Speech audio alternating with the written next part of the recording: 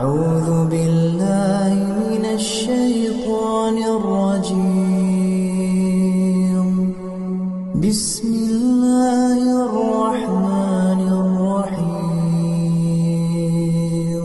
ويوم تشقق السماء بالغمام ونزل الملائكة تنزيلا الملك يومئذ الحق للرحمن وكان يوما على الكافرين عسيرا.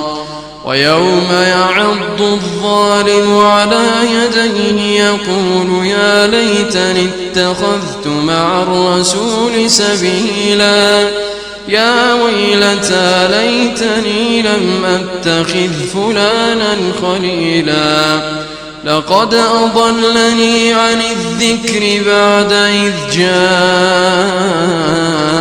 جاءني وكان الشيطان للإنسان خذولا. وقال الرسول يا رب إن قوم اتخذوا هذا القرآن مهجورا